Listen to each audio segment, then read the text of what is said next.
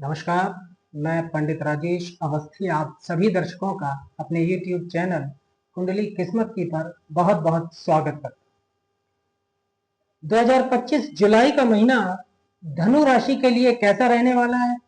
नव ग्रहों का गोचर धनु राशि के स्त्री पुरुष जातकों को उनके जीवन के प्रत्येक पक्ष अर्थात कारोबार, व्यवसाय, नौकरी, करियर, धन की स्थिति, उनका स्वास्थ्य, उनकी लव लाइफ, उनका दाम्पत्य जीवन और भी बहुत कुछ उन पर किस तरह का प्रभाव डालेगा। ग्रहों का गोचर जुलाई के महीने में धनु राशि के जातकों को किस तरह के प्रभाव और परिणाम उनके जीवन में प्रदान करेगा, आज हमारी चर्चा का यही विषय है।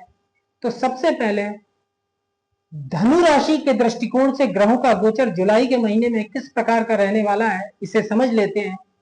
आपका जन्म धनु राशि में हुआ अर्थात आपकी चंद्र लग्न धनु है और धनु चंद्र लग्न से ग्रहों की स्थिति जुलाई के महीने में इस प्रकार। देखिए, लग्नेश चतुर्थेश बृहस्पति सप्तम स्थान में 14 मई 2025 से गोचर कर रहा है अगले 13 महीने के। धनेश और पराक्रमेश शनि का चतुर्थ स्थान में 29 मार्च 2025 से गोचर अगले 2.5 वर्ष के लिए प्रारंभ हो चुका है।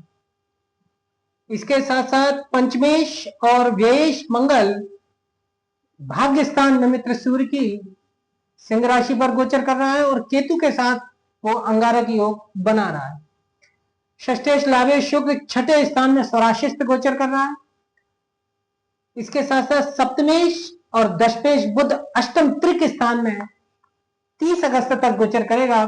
22 जून 2025 से 30 अगस्त 2025 तक।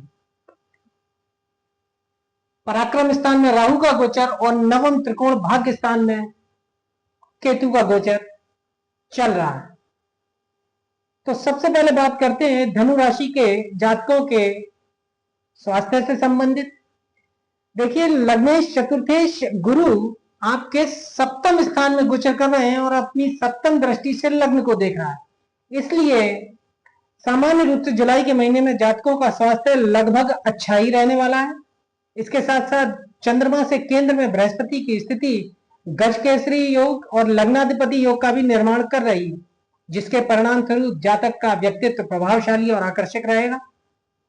प्रत्येक कार्य में जातक को निश्चित रूप से सफलता मिलेगी, विजय श्री हाथ लगेगी।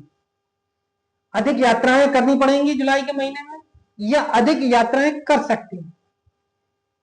ससुराल पक्ष के प्रभाव में जातक रह सकता है, स्त्री हो या पुरुष। बृहस्पति की सुखेश और चतुर्थेश होकर सप्तम स्थान में स्थिति पारिवारिक सुख प्रदान करेगी।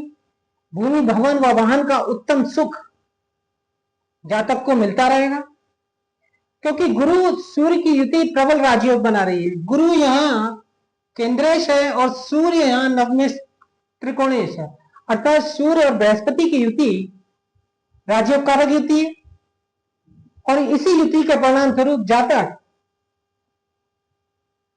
भूमि, भवन और वाहन से संबंधित अच्छा सुख और भोगोपभोग की सामग्री प्राप्त करेगा। इसके साथ साथ जो धनु राशि के जातक राजनीति में, तो उन्हें राजनीति, शासन, प्रबंध के क्षेत्र में जातक आगे बढ़ेंगे। मां के सहयोग से भाग्योदय की संभावना रहेगी 15 जुलाई तक। मां से धन प्राप्ति का भी योग रहेगा और धनु राशि के जातक कृषि, वाहन एवं भवन निर्माण से अच्छा धनोपार्जन करेंगे, क्योंकि शनि धनेश होकर चतुर्थ भाव में गोचर कर रहा है। इसके साथ साथ धन का संग्रह भी होगा, क्योंकि धनेश केंद्र में गोचर कर रहा है शनि। ननसाल पक्ष से कुछ जातक को शक्ति प्राप्त हो। इसके साथ साथ पिता के पक्ष से उन्नति व सहयोग पाएंगे। जातक का मान सम्मान बढ़ेगा, साहस पराक्रम बढ़ेगा, आर्थिक लाभ होगा। भाई बहनों की सुख में निश्चित रूप से कमी रहेगी, क्योंकि तृतीय स्थान पर राहु का गोचर चल रहा है, जो जातक की साहस और हिम्मत में तो वृद्धि करेगा, लेकिन भाई बहनों के साथ मनभेद या मतभेद की स्थितियां भी पैदा करेगा। सप्तमेश बुध के अष्टम स्थान में गोचर और राहु की पंचम दृष्टि से दाम्पत्य स्थान पर दृष्टि दाम्पत्य जीवन में परेशानी या सुख की कमी का योग निर्मित करती है। अर्थात जुलाई के महीने में दाम्पत्य जीवन से संबंधित परेशानी का योग प्राप्त हो सकता है। और अगर दाम्पत्य जीवन में पहले से परेशानी चली आ रही है तो ये परेशानी इस सीमा तक भी बढ़ सकती है कि मामला अलगाव तक पहुंच जाए या तलाक की नौबत आ जाए। अब आपके करियर, कारोबार, नौकरी और व्यवसाय से संबंधित विषय पर दृष्टि डालते हैं तो दशमेश बुध 22 जून 2025 से 30 अगस्त तक अष्टम त्रिक स्थान में गोचर करेगा। बुध यहाँ अशुभ स्थिति में है, अष्टम स्थान में। अतः व्यापार, कारोबार, नौकरी इत्यादि में नुकसान और परेशानी के कारण जातक प्राप्त करेंगे। धन की वृद्धि करने के लिए जातक को विशेष प्रयत्न करना पड़ेगा। मित्र या रिश्तेदार धोखा दे सकता है। शारीरिक परिश्रम के बजाय जातक दिमागी परिश्रम से काम लेंगे और कमाएंगे भी।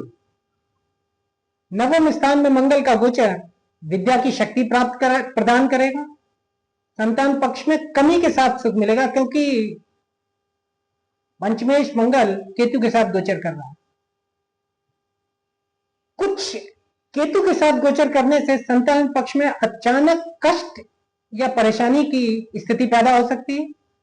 भाग्य के अंदर 16 जुलाई के बाद, क्योंकि 16 जुलाई को सूर्य अपना राशि परिवर्तन करेगा और सूर्य अष्टम स्थान में बुध के साथ आ जाएगा, तो भाग्येश के अष्टम स्थान में गोचर करने से भाग्य के अंदर 16 जुलाई से और 31 जुलाई तक कमजोरी जातक प्राप्त करेगा।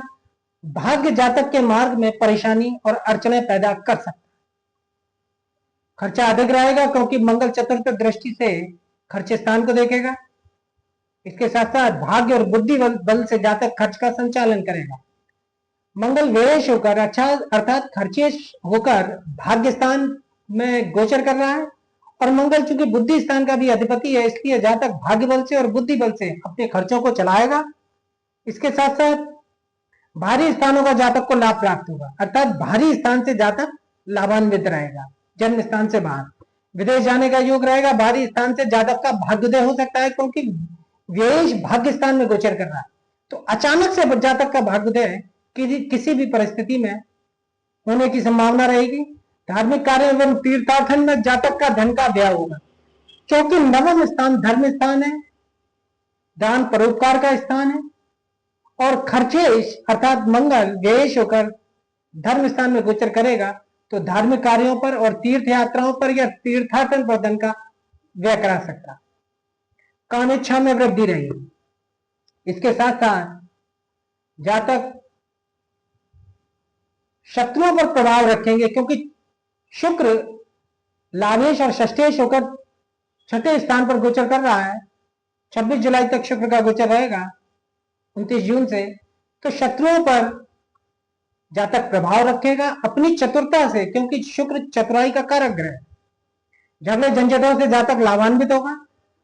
आय और आमदनी में कुछ दूसरे की निर्भरता से, क्योंकि लाभेश शुक्र छठे स्थान में गोचर कर रहा, त्रिक स्थान में, तो दूसरे की निर्भरता से और परिश्रम के योग से जातक आय और आमदनी में कुछ वृद्धि प्राप्त करेगा। धन के मामले में कमी और असंतोष जातक को प्राप्त हो सकता है। मामा से लाभ की स्थिति प्राप्त हो सकती है।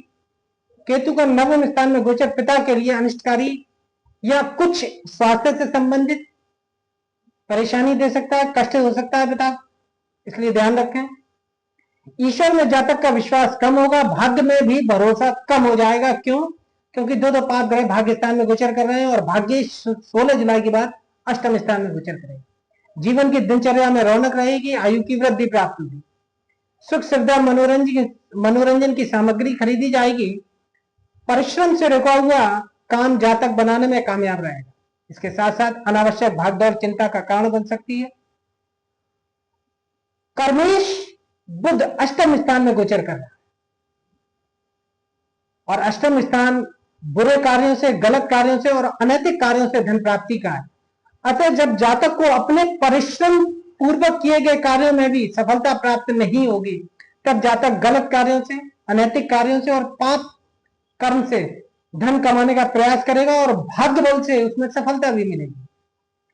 निश्चित रूप से बुध की धन स्थान पर दृष्टि जातक को निरंतर धन प्रदान करती रहेगी, लेकिन फिर भी जातक धन के मामले में कमी और असंतोष प्राप्त करेंगे।